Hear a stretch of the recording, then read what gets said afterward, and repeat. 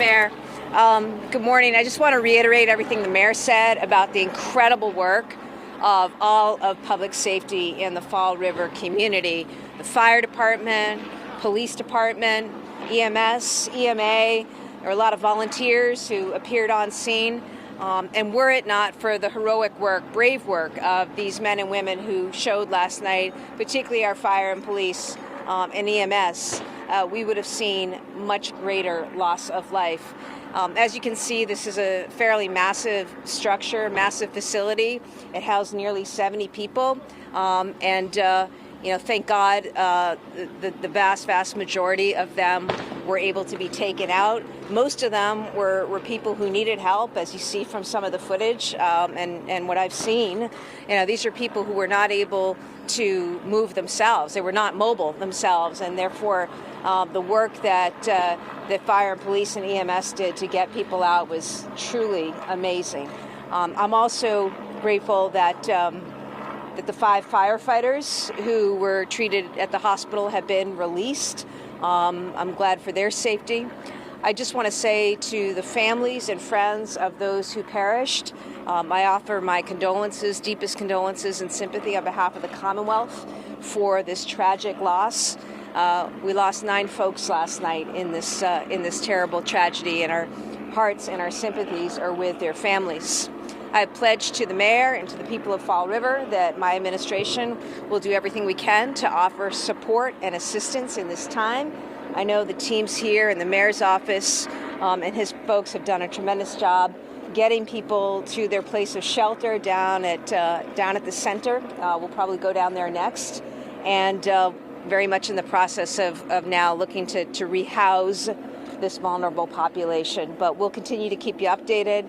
As we know, this matter is under investigation by the state DFS, and we'll provide updates as we receive them. But again, my heartfelt thanks and gratitude, deepest gratitude to police, to fire, to EMS, and to all the first responders who showed up last night and worked through the night to save so many lives. We are so grateful to all of them. And again, our deepest sympathies to family and friends of those who perished in this terrible, tragic fire. Thank you.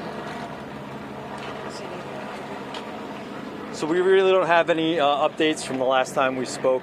I just was fortunate to meet Governor Healey and speak with her, and I look forward to forming a relationship in the coming months to make sure that the firefighters, like I spoke before, firefighters and other public safety, EMS and police, have the resources they need to cope with this tragedy and continue their careers and be able to retire happy, healthy lives. So she's made a commitment to help out with anything that the state can provide for us, and we look forward to working with her on that.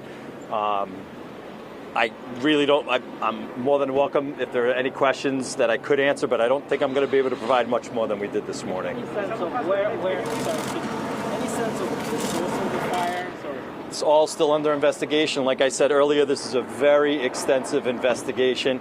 It's going to take a lot of time, and we need to get the facts right before we release them. So we ask for your patience with that. Where it might have come from, maybe where it might have started. Again, same, under investigation, and we really need to make sure that we get that right before we release it. What time?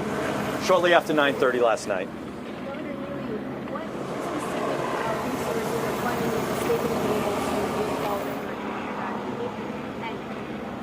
Well, the relationship between our administration and the city of Fall River is tight. We've worked together on a lot of things. We've worked together in good times on a lot of matters of economic development under Mayor Coogan's great leadership. And what I pledge is that we'll do whatever we can. I've been in touch with our Secretariats of Health and Human Services and of Public Safety. Right now, the first order of business is to make sure we're assisting the city in any way possible in rehousing what is a vulnerable population. The city's done a great job of getting folks immediately last night to the center for shelter, where they've already had food had their medication. That's a work in progress. However, we can be helpful. The majority, if not all of these folks, are mass health recipients, and so working with our agencies and all to see what we can do is what we're looking at right now. And of course, DFS, the Fire Marshal's office, is involved separately in looking at and reviewing the cause and the extent of this fire. What do you think about just what areas you'll be looking at in terms of the condition of the facility, any kind of offsetting costs you have? Can you speak about what areas you're going to be looking at in terms of the condition of the facility?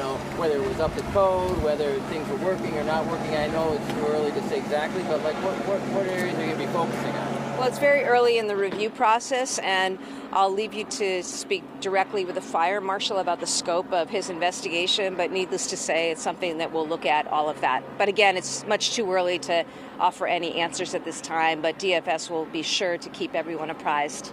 What is it like actually looking at the damage and seeing what's going on? I appreciate, the mayor and I were talking early this morning, and I'd obviously seen some of the pictures from the media and the videos, but, to see it up close, you can smell it right now still, and this is hours after our tremendous teams put the fire out.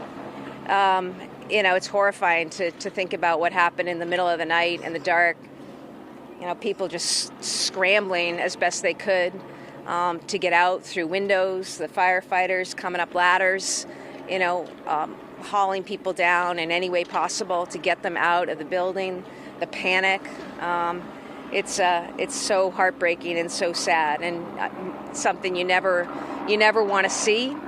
And all I can say is that I'm heartbroken for the individuals who perished in this, and I'm heartbroken for their families and for their friends and loved ones. I'm grateful that we have, this is government though at work. The men and women who show up and answer the call, in the middle of the night to put out a fire and to rescue people and to save lives. Just really, really struck by those acts of public service.